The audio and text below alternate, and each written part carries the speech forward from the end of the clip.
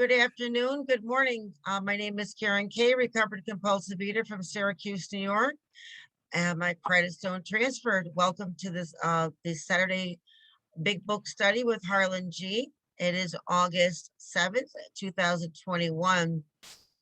And I left off on page 129. If the family cooperates, and Harlan's going to mention if he's going to be out of town or doing another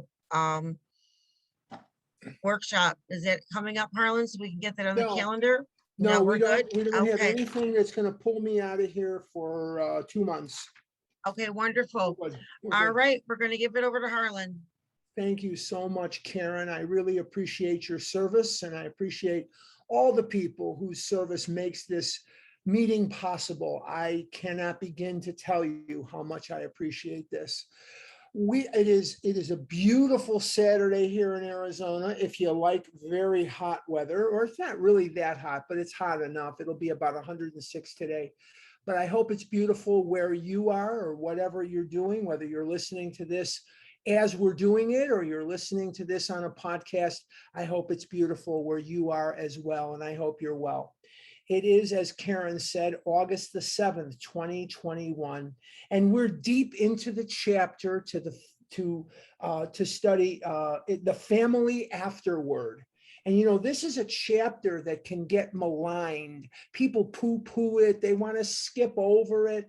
There's a lot here in this chapter. And I think that if we open up our eyes and we sort of look at it from kind of a different perspective, we're going to find that there is just a wealth of knowledge in this chapter for us to glean into some of the stuff and to absorb it as not only being about the family, but about us as the addicts and the people around us.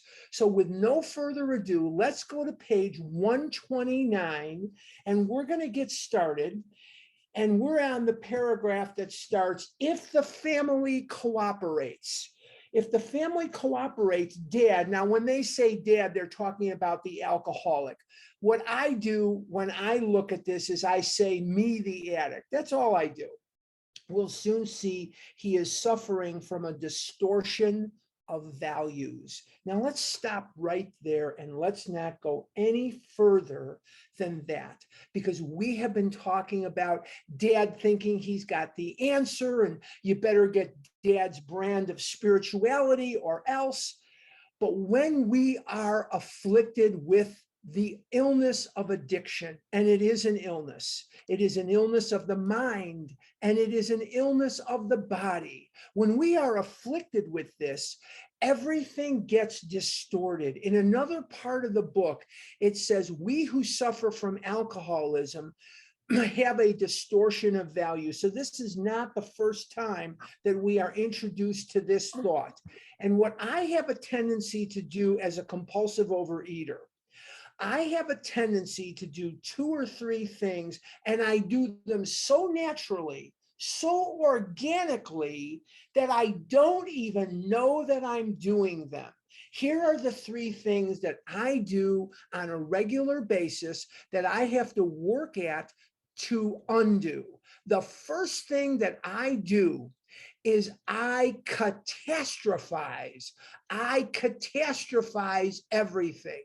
If somebody tells me that the pen fell, right away, that's equal to me having some serious illness, or, oh my God, chicken, remember the story of Chicken Little when we were kids? Chicken Little, the sky is falling, the sky is falling. I have a tendency, and I know I'm probably the only one, but I have a tendency to catastrophize. And my sponsor has to remind me all the time, I have a roof over my head, thank you, God. I have enough food in the refrigerator to carry me through, thank you, God. I have clothes on my back. I got Bert and Ernie here to keep me company. I've got 104 of you so far to keep me company. I'm doing okay. I'm breathing, I'm living, I'm doing fine. So the first thing I do is I catastrophize. And there's 2 other things that I have a tendency to do. When he talks about the distortion of values, he is talking about me. How in the heck did he know in 1939, April the 10th, 1939, that I was going to be born in May of 1954? I don't know how they knew it, but they seem to, because here are the other two things that I do. I make mountains out of molehills, and I make molehills out of mountains. When I was 335 pounds in high school, when I was 500 pounds as a sophomore in college, when I was 600 pounds as a graduate of college, when I was 700 pounds, when I had never been on a date and I was 35 years old, when I would go out of the house and people would laugh at me, and I broke furniture, I broke chairs, I broke sofas, I broke a waterbed, I got stuck in cars. This minimized in my mind as being serious. And here's the saddest thing. I'm so good at making molehills out of mountains that I would often eat right after something really embarrassing would happen. Do you remember I've told you the story before? I've told you this story. I'm going to tell you this again. In 1971, I was a junior at Mather High School in Chicago, and I broke my ankle. And my mom took me to Edgewater Hospital, which isn't there anymore. Now I think it's condos. But anyway, if you've seen the movie Backdraft, they filmed some of it at Edgewater Hospital there. But anyway, that aside, I went to Edgewater Hospital, and Dr. Bernstein, Max Bernstein, he's been dead for many, many years, Dr. Bernstein, but he was my doctor, and he used to scream and holler at me, and he would scream and holler at my mother and scream at my father about how fat I was. He looked over his glasses. He had those like granny glasses that were real popular at the end of the 60s. If you've seen pictures, he had these little granny glasses. Okay. And he looked over the top of the granny glasses. My mother's name was Virginia. My mother's name was Virginia. You don't hear that name too much anymore, Virginia. I don't think I only know one Virginia in my life that's still alive. You don't hear that name much. But anyway, he looked over the glasses and he was casting my ankle. And now the doctors don't cast you. Now the nurses do, or nurses' aides do. But at that time, doctors did the casting. So anyway, he's casting up my ankle and he's screaming at my mother.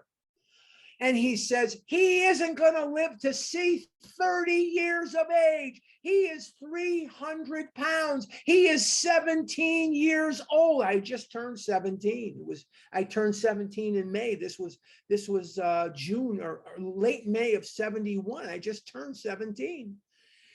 What did me and my mother do on the way home from the hospital? We went to the ice cream shop and ate ice cream. And while we were eating ice cream, we took a vow to each other that tomorrow we were going to go on our diets. Tomorrow, everything was going to be different. Tomorrow never came. Never came. So I catastrophize. That's a distortion of values. Not everything that happens is bad. Not everything that happens is horrible, but that's where my mind goes.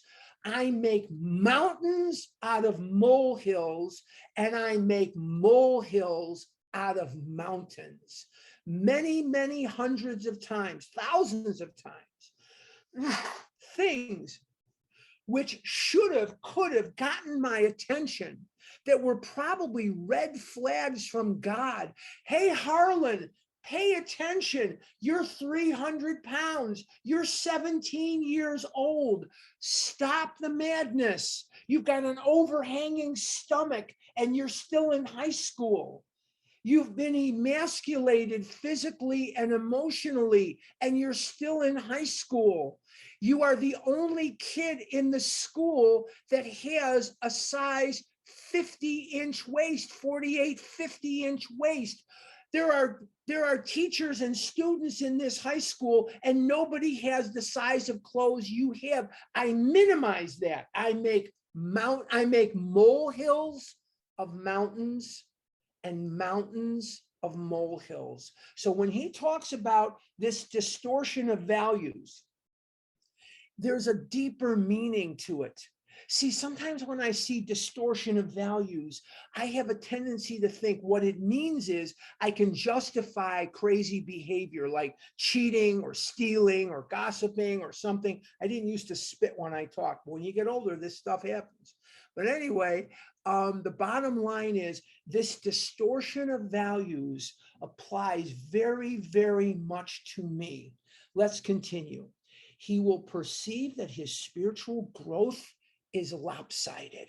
And what that means is sometimes what happens is we get so into the program, we get so into spirituality that we forget that we still have to live in the world. Now, I'm not one to quote the Bible, but here's something in the Bible, not our part of it, but the New Testament that I really like. Render unto God what is God's, render unto Caesar what is Caesar's. What does that mean? Render unto God what is God's and render unto Caesar what is Caesar's. What it means is, yes, there's time to sit in the synagogue or the church and pray.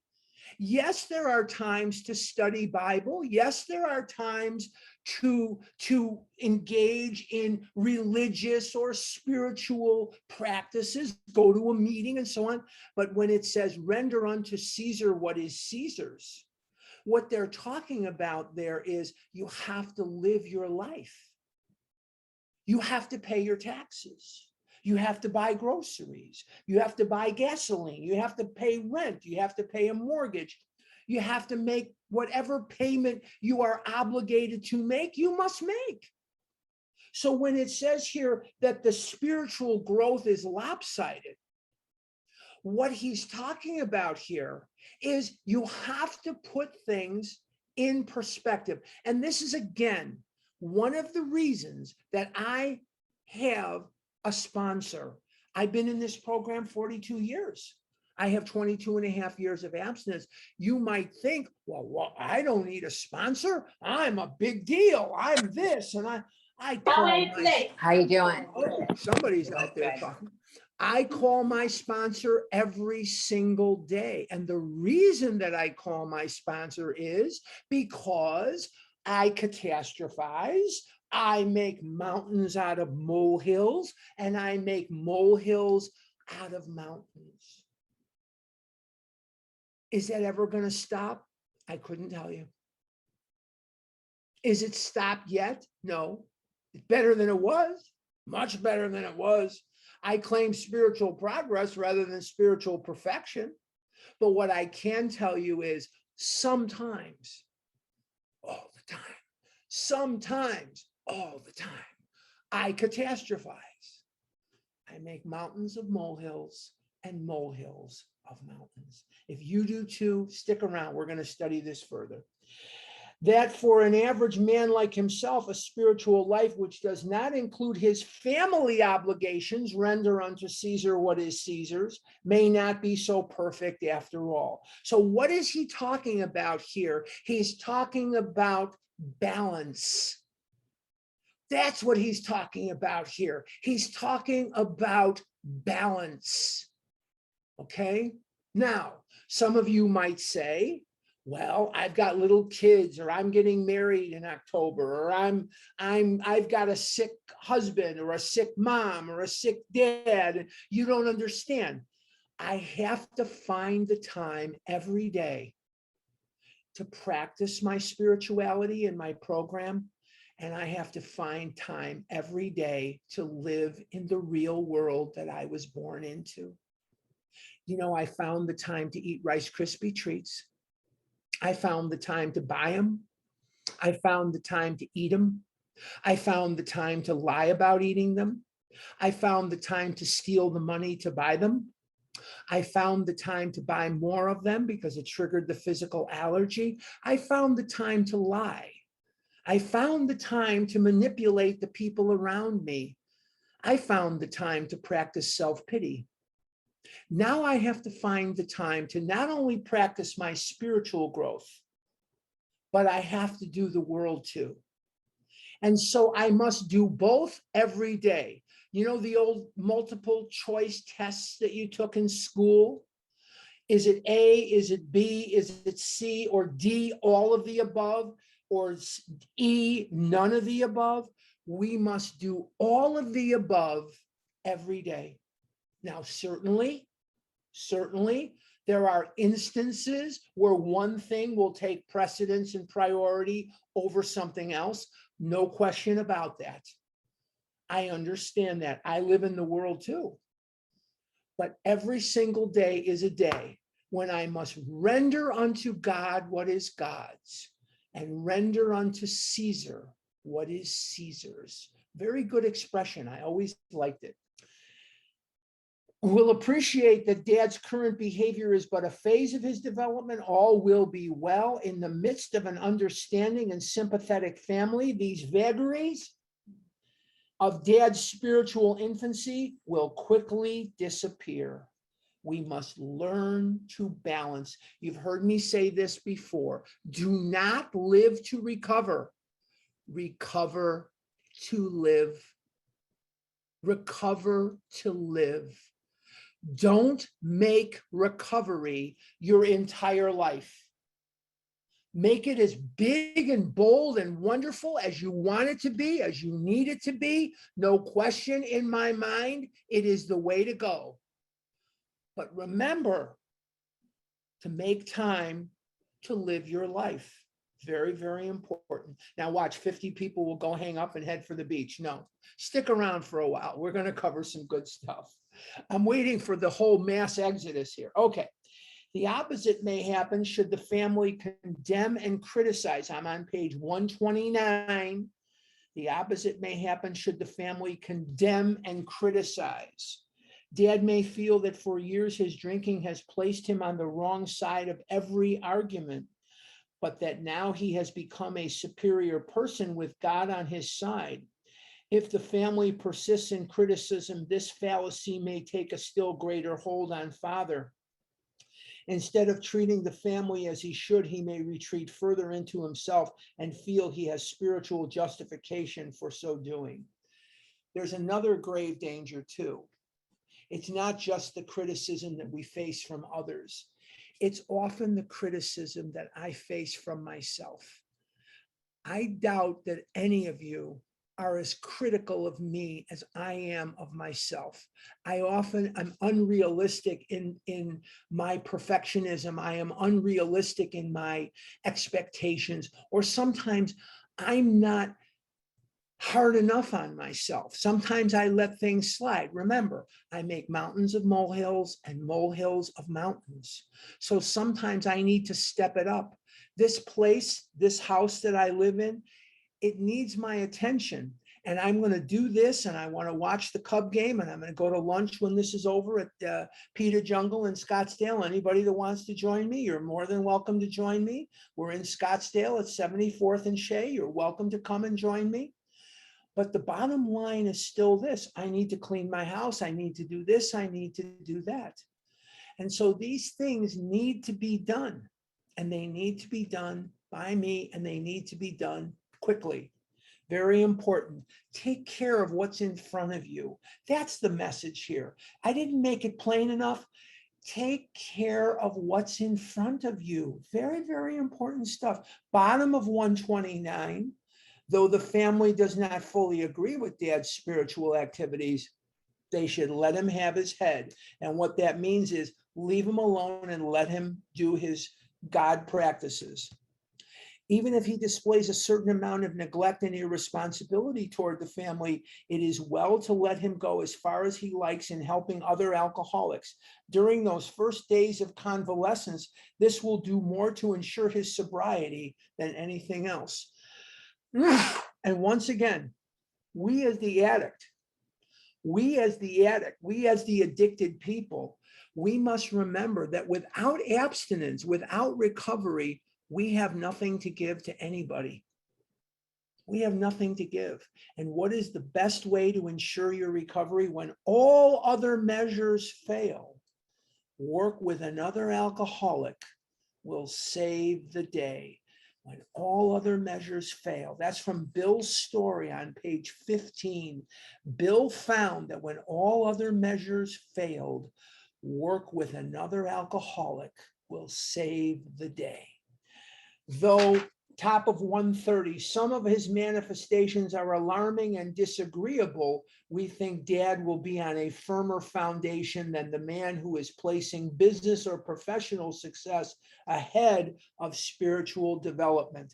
Don't let your spiritual development go to the background, and don't let your business go to the background. Once again, what's the word that he's talking about here without ever saying the word?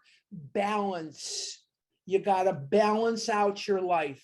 And that's often so hard for us because we doubt the decisions we often make.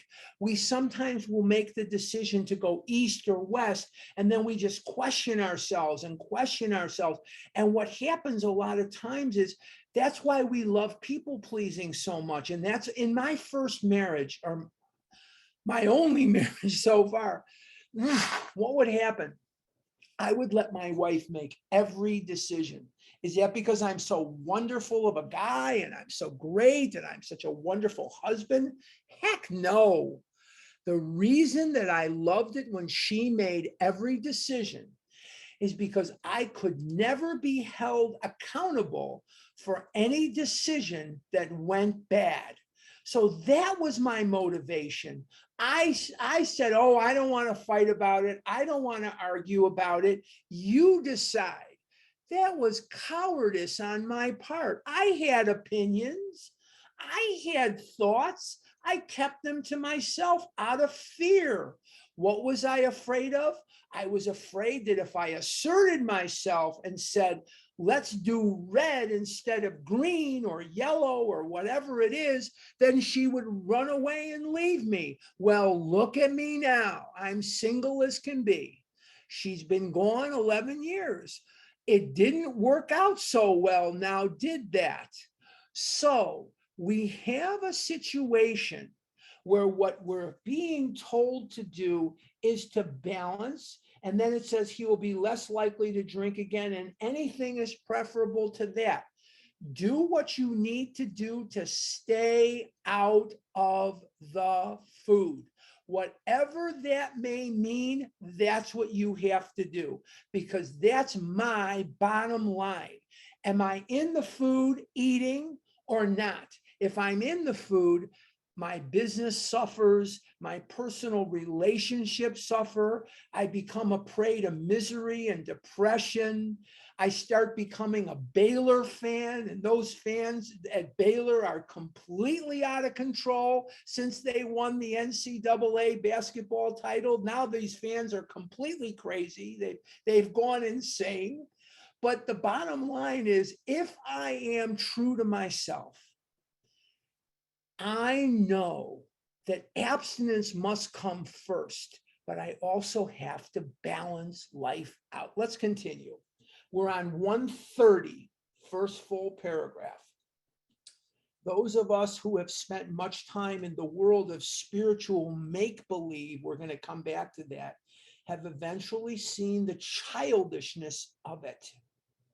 This dream world has been replaced by a great sense of purpose, accompanied by a growing consciousness of the power of God in our lives. We have come to believe he would like us to keep our heads in the clouds with him, but that our feet ought to be firmly planted on earth. That is where our fellow travelers are, and that is where our work must be done. These are the realities for us. We have found nothing incompatible between a powerful spiritual experience and a life of sane and happy uselessness. What's he talking about there? You know, when I was a little boy, a young boy, this is what was told to me by everyone that I knew, be they 8 or 80, male, female, whatever it is they were, this is what they told me. Lose weight and everything will be okay. Everything will be okay. The world will bow at your feet. They didn't tell me that, but that was the message that I received. I lost weight here and there as a child. I started dieting when I was about 6. I went on my first diet. I was probably 5 or 6 years old at the time. I tried not to eat a candy bar. You know, those when they have like bands or school projects and they have those big candy bars. At the time, they were $1, which was like a candy bar was 5 cents. And these were $1.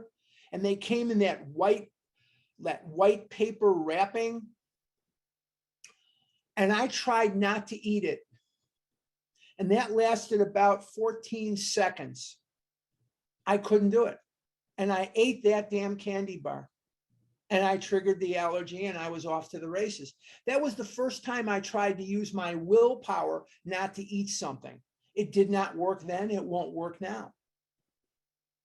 Now, here is what the lie is that he's talking about here. And he talks about this dream world. What are we talking about? A dream world. The dream world is if dad gets sober, everything is going to be okay. Now, there's an old expression in Alcoholics Anonymous. And the old expression is you sober up a horse thief, now you got a sober horse thief. No matter what problems I had before I lost the weight, I still had. Maybe I didn't have a size 80 waist. Maybe I didn't need a size 7 extra large shirt or an 8 extra large shirt. But everything about my life was still the same. The girl that didn't like me back still didn't. The sports teams that I rooted for still didn't win. The people that I wanted to like me, some of them still didn't. So you get the picture. And when he's talking about this dream world has been replaced by a great sense of purpose, what is the purpose? Page 77 of the big book of Alcoholics Anonymous. If you are on Vision, we're going to read that on Monday. It's going to be the very first sentence we read. It says on page 77 of the big book of Alcoholics Anonymous, it says, our real purpose is to fit ourselves to be of maximum service to God and the people about us. I have a sense today of the purpose of my life. I never had that before. I never had a knowledge of why I'm here. Why did I survive? Why did I survive when doctors told me I would not? Why am I still alive? I'm 67 years old. I'm 67 years old. There are doctors that have been pronouncing me dead since I was 17. Doctors have been writing my death certificate for decades, and I'm still here. Why am I here? I'm here so that I can tell you about my life, and maybe if you can glean just a little nugget that will help you, and if I've helped one of you, then everything was worth it. I went through a lot of hell to get here. Oh, did I go through hell? Oh, did I go through loneliness and fear and anger and alienation and never being able to belong to a family, never being home. Never being home, because I don't have brothers and sisters and all. I don't have that. I'm always the one that's like family, sort of, kind of, almost. Why did I go through that? So I could maybe help one of you. And if I can help one of you, then it becomes worth it. I didn't think it was worth it at the time. But I know that one day, when I cross over that bridge, somebody will say to me, good job, good job. as long as I keep going the way that I'm going, somebody will say, good job. So that is your charge. That is what you need to do. Think in terms of what the big book is teaching you. It says our real purpose is to fit ourselves to be of maximum service to God and the people about us. Whether you're 6 or 60, whether you have 15 brothers and sisters, or you have no brothers and sisters, whether you are white or black or Jewish or Protestant or Catholic or whatever you are, Buddhist or Muslim, it doesn't matter. In the final analysis, what will be asked of you is what was your donation, not your duration. I'm not talking about money. I'm not talking about money. I'm talking about, did you give your time? Did you give of yourself to the suffering? There's 144 of you on the line right now. I'm going to take a guess here. I'm going to go out on a limb and I'm going to take a guess. Not one of you came in here on a roll. None of you woke up in the morning and said, wow, my life is fantastic. Oh my God, I have a wonderful spouse. My kids, they're fantastic. We have more money than we can count. I think I'll join OA. I don't think that's how you got here. You got here because nothing went well for you. You got here because life sucked. You got here because everything that you had tried failed. You got here because life was becoming unlivable. Pain drove you here. Pleasure did not. Pain humiliated you. Pain struck you down, and you could not escape this disease. It is permanent, it is progressive, it is fatal. It is permanent, it is progressive, it is fatal. And if your recovery efforts are not permanent and progressive, you will die from this disease. That's a promise. Not from me, but from chapter 3 of the big book of AA. If your efforts at recovery are not permanent and progressive, you will die in this disease. What was your donation? But you have to keep in perspective that you must render unto God what is God's and render unto Caesar what is Caesar's. What does that mean? You have to live in the real world. Take care of your business or your job or whatever, your house or whatever it is you do. Take care of these things. Pay your taxes, pay your bills, do what you need to do. And then you have a responsibility to help others, because that's the only way you can survive. You are not going to get this program by absorbing spiritual information. You will get this program by transmitting spiritual information. Transmitting means you help others. Let's continue. I hope that's making sense, so that these paragraphs, you can look at them in a different way, so that this is not a chapter that you join in the chorus of poo-pooing. We had to have a vote to see if we even wanted to do these chapters. I hope that no matter how you voted, you're glad that we did them, because I'm hoping that you're getting something out of this chapter, and to wives and then to the employers. I'm hoping you will. It's about balance. Let's continue. We're on page 130. One more suggestion: whether the family has spiritual convictions or not, they may do well to examine the principles by which the alcoholic member is trying to live. In other words, examine the steps. I don't care who you are or what you do, But if you have people circling around you that you are hoping to God, and it's in your writing and it's in your prayers and you've given it to your God box. I hope everybody has a God box. It's not in the big book, but I have a God box. And what I do, I always have paper around me.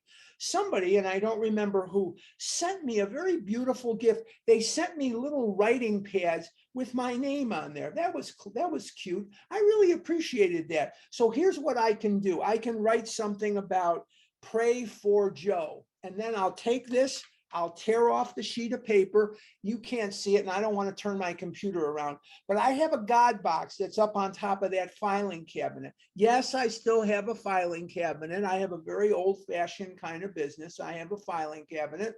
And there's a box, and on the box is God. It's written God. And it's my God box, and I'll put that in there. And the reason I put that in there is because it physically teaches me to give things to God, because I can't handle them. Well, why I'm talking about that is this. We have people, oh, I wish Joe would work the steps. Oh, I wish Mary would work the steps. Oh, I wish the Baylor fans would get mental health care. Oh, I wish this or I wish that.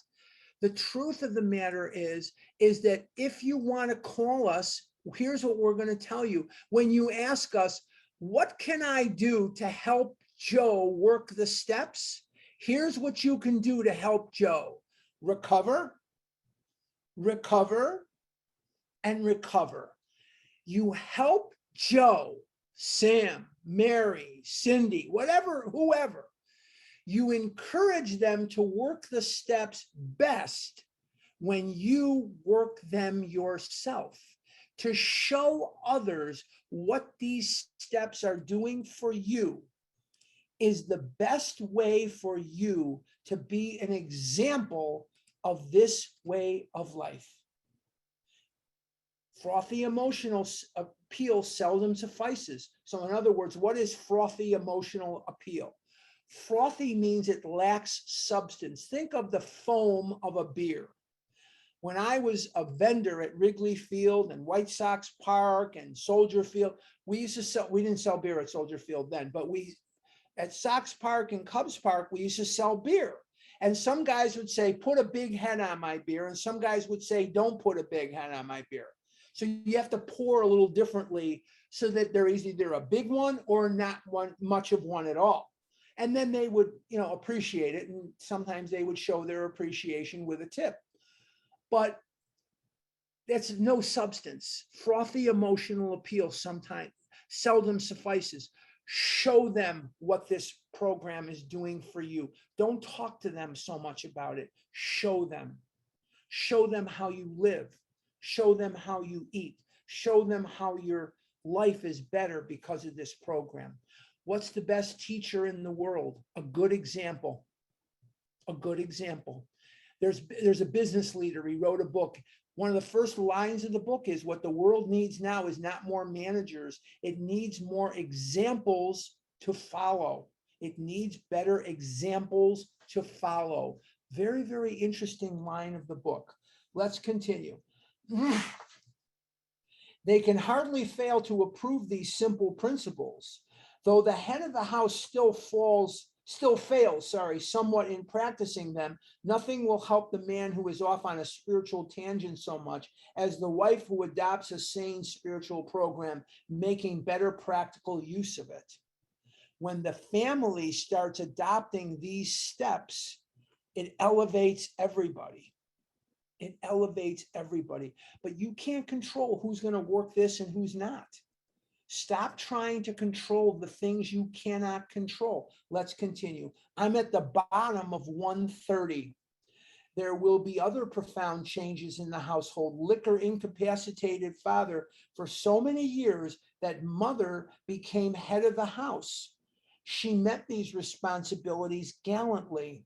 By force or circumstances, she was often obliged to treat father as a sick or wayward child. Even when he wanted to assert himself, he could not, for his drinking placed him constantly in the wrong. When you're using, when you're using food, you don't think of yourself as being drunk. Some of you are alcoholics and some of you are drug addicts, and you became compulsive overeaters first, or you noticed there was a problem afterwards. I don't know. I don't know the order of your dissension.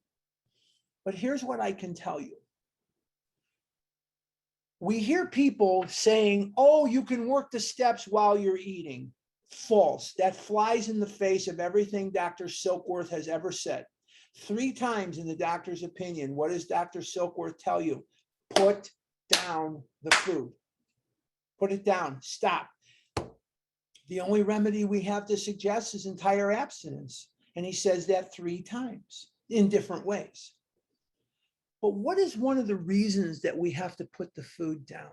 Is it just because it keeps triggering the physical allergy? That's part of it.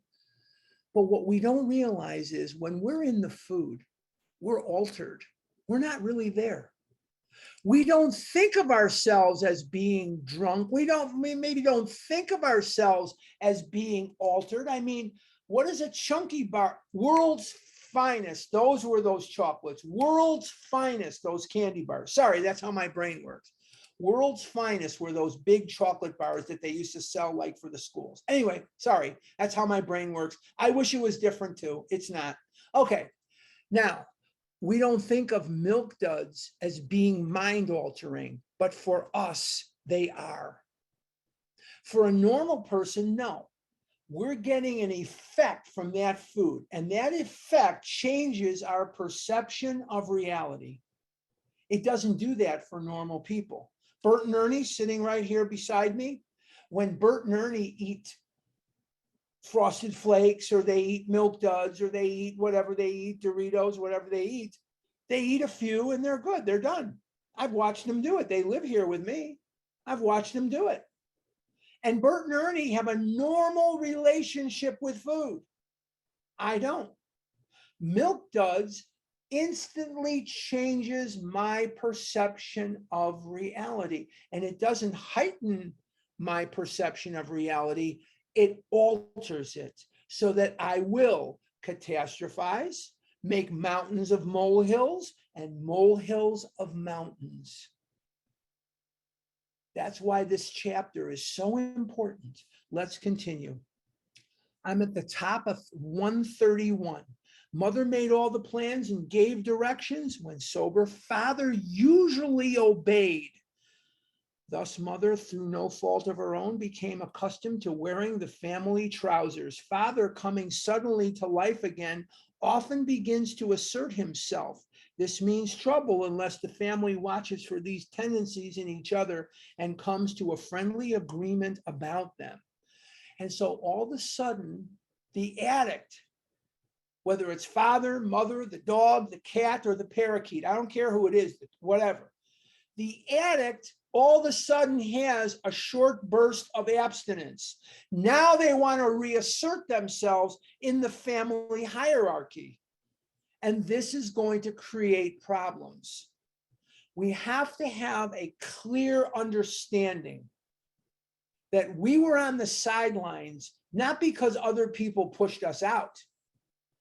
They pushed us out because there was no survival without somebody somebody has to sit down and write the check for the bills. Somebody has to sit down and make a shopping list and go to the store and get what's on the list. Somebody has to make sure that when we're invited to a wedding, that we at least send a gift and respond. Somebody has to do these things.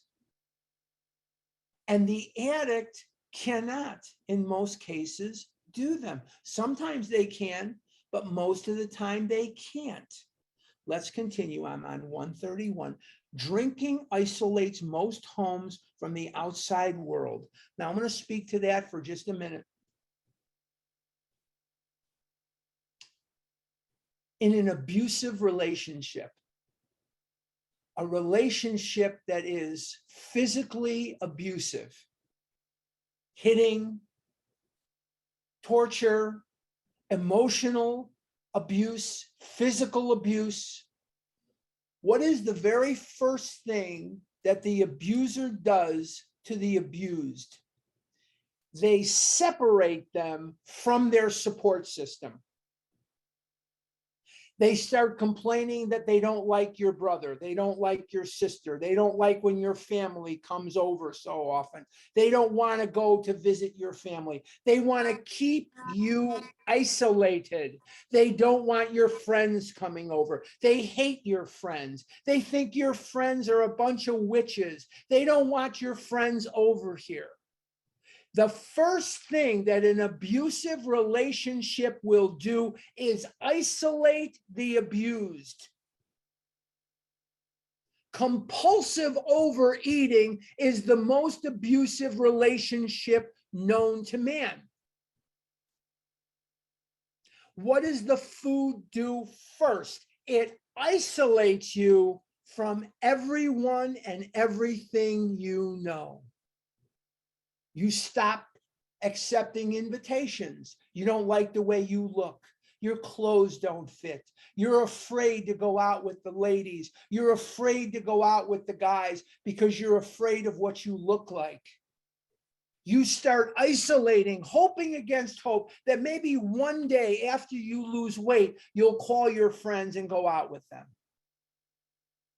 And it goes this way for years and years. And we start falling out of these relationships that were supportive. So that the food, the liquor, the drugs, the gambling, the codependent, whatever it is you're addicted to, what's the first thing that your disease does? It isolates you from the support that you need. What is the other thing that your disease does? It makes it so you do not want help. You're going to do this on your own. You isolated from us.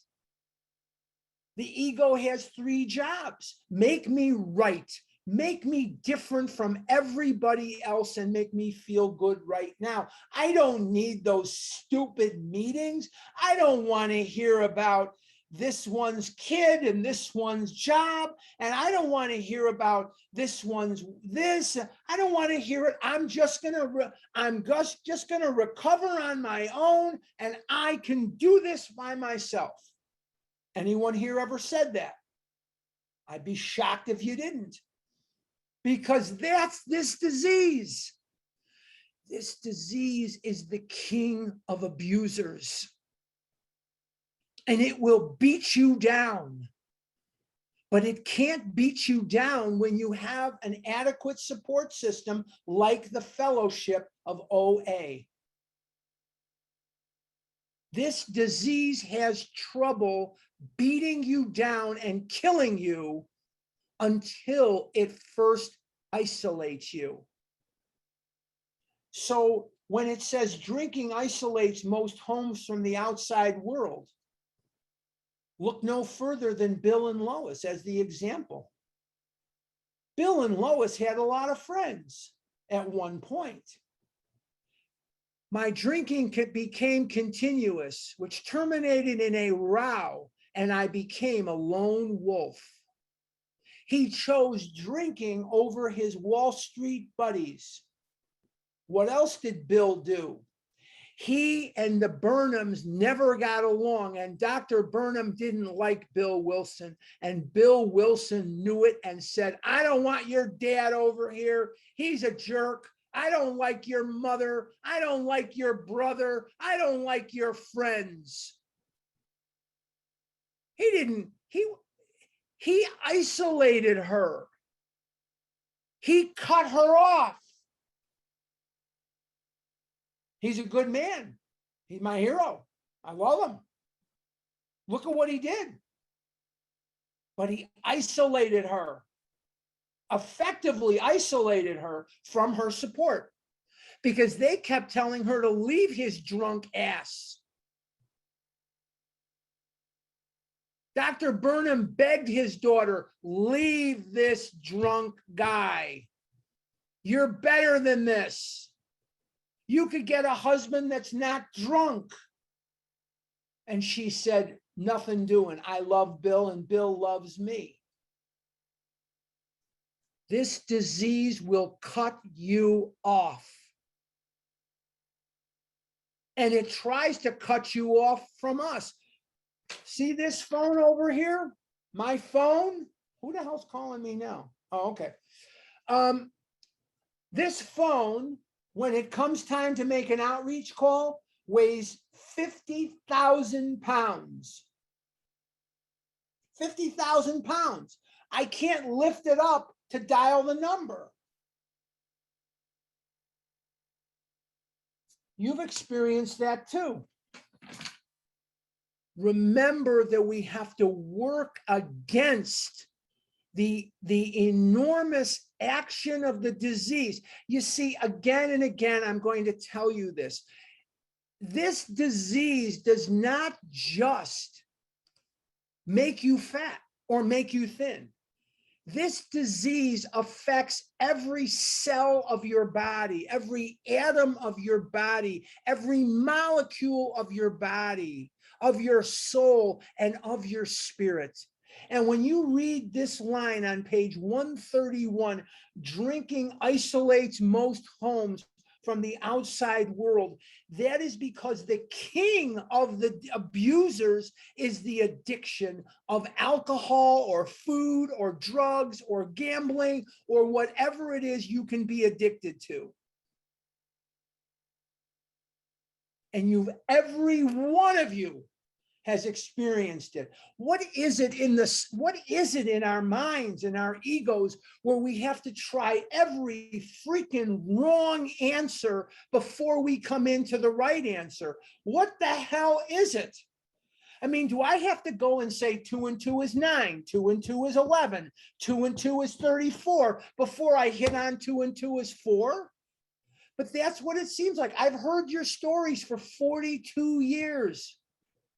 On February the 2nd of next year, I will be here for 43 years, God willing. I hope I live that long. But the bottom line is for 40 plus years, I've heard you and I talk about Weight Watchers and TOPS and Jenny Craig and hypnosis and having the urine of pregnant women shot up your butt and having your jaws wired shut. Why is it that we keep looking at the wrong answer until we say, oh, okay, I'm circling the drain. I'm circling the drain. I haven't got a piece of clothing that fits me. I haven't got a piece of clothing that makes me look reasonably okay. I guess I'll give OA a try. Because drinking isolates most homes from the outside world. Remember, guys, this is a textbook. This is not a storybook. It's not the story of a guy where drinking isolated him. It's a textbook, and it says drinking isolates most homes from the outside world. So does food, so does drugs. When I tell you that this disease is permanent, progressive, and fatal, I'm not just talking about a unilateral disease that makes you, it can't be 6 minutes to the hour. No way is it 6 minutes to the hour. Oh my God. Sorry. Anyway, this is how the disease kills you. It cuts you out, it cuts you down, and it makes you feel like death is a step up from where you are. The last time I ate pizza, 1979, a day or two before the first meeting I ever went to. Actually, I've had it since then in two of my relapses. That's not true. But this is one time when I ate pizza. Somebody asked me very casually, do you want to die or do you want to live? And I said, I'd rather die. I'd rather die. I couldn't see the trees through the forest. That's what this disease does to you. This line is so important that I hope that you will highlight this sentence and underline this sentence. And I hope that you will remember this sentence. And the way to remember this sentence is to teach it to others incessantly. Page 131, drinking isolates most homes from the outside world. Father may have laid aside for years all normal activities, clubs, civic duty, sports. When he renews interest in such things, a feeling of jealousy may arise.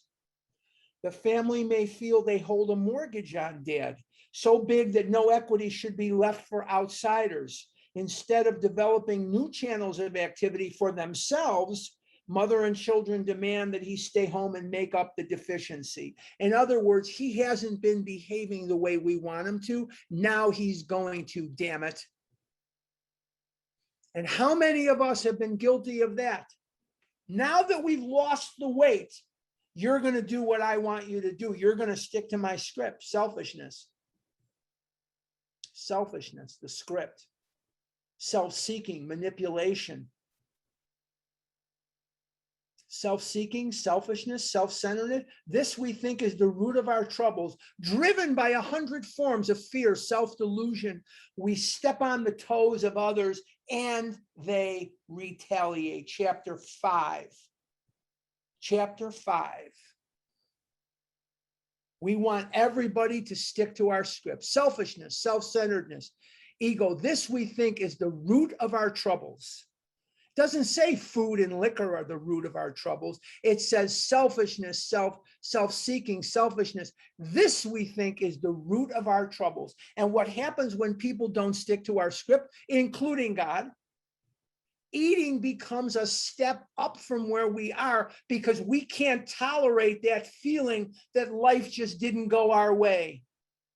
We can't tolerate that feeling. And so we say, F it, I'm just going to eat. And we eat. And for about 9 seconds, the world is a beautiful place. That's what Dr. Silkworth calls the effect. That sense of ease and comfort that comes instantly by eating that food.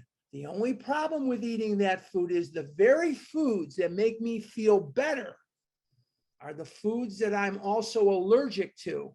And when I eat French fries and I eat milk duds and I eat whatever it is I eat, I can no longer control the amount of these things that I eat because of the physical allergy. Craving.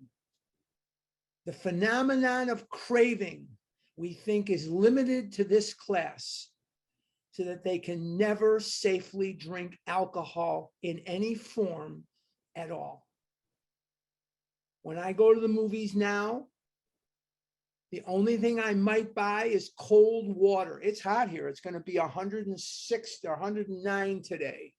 It's hot here. This is hot. I live in the desert Southwest. Sometimes I like to go to the movies, not because I want to chow down like I used to, but it's a great way to pass an afternoon and not, it's freezing in there. You got to bring a jacket. Seriously, the theater right by my house it's freezing cold. You got to bring a freaking jacket or a sweatshirt because they'll freeze your onions right out of there. But it's a good way to spend a little time and you're not in the heat. But I used to go to the movies and everybody else's movie was a quarter. You get whatever you get. It was 12 cents on the bus one way, 12 cents the other way. And the movie for a kid was a quarter when I was a kid, was 25 cents. And if you were an adult, it was 90 cents. If you were a kid, it was a quarter.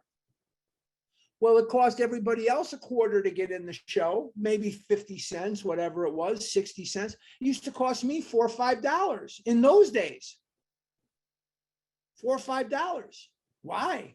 Because I would eat and eat and eat and eat. And one of my favorite things to do is extra large popcorn, extra large butter, and then take the milk duds and put them in the popcorn. Take the milk duds, take the snow caps, the Raisinets, put them in the popcorn. And I used to do that all the time. I used to love that. The only time I think I ever ate snow caps in my life was at the show. Remember snow caps? Maybe I'm the only one that remembers snow caps. And then there was Bunch of Crunch, and there was a bunch of other stuff. All right. Let's not do another paragraph because I know, let me just write down where we are. But before I turn this back over to Sue or Karen or whoever it is, I think it's Karen, Sue or whoever, I'm going to just remind you guys that next week we are meeting. We're perfectly fine. No problem. We're going to start on page 131 with the paragraph at the very beginning, the couple at the very beginning. But before we do questions and answers, number one, if you asked a question last week, step back and let people who have not asked a question come forward. So if they are done and there are no more questions, then you can step forward and ask one. But there's two kinds of questions I cannot tolerate, or not, I can tolerate them. I can't answer them. Number one is your food questions. I am 67 years old. My food plan and your food plan is probably very different. Number two, no math. Oh, no math questions. When I hear X and Y and angle C, my brain just goes cuckoo, cuckoo, cuckoo. So I can't possibly answer those math questions that you may have. The only way that I passed algebra was my mother and I made Mrs. Leonard a deal that I would not take any more math beyond what I was required to take. And I stuck to that deal. I never signed up for a math class I didn't absolutely have to take. And she passed me with a D. And I am forever grateful to her munificence. Okay, now I'm going to turn it over to Karen or Sue. I don't know who. I'll Karen or be, Sue? this is Sue. I'll be handling the Q&A, Harlan, and thank you again so much. I don't know,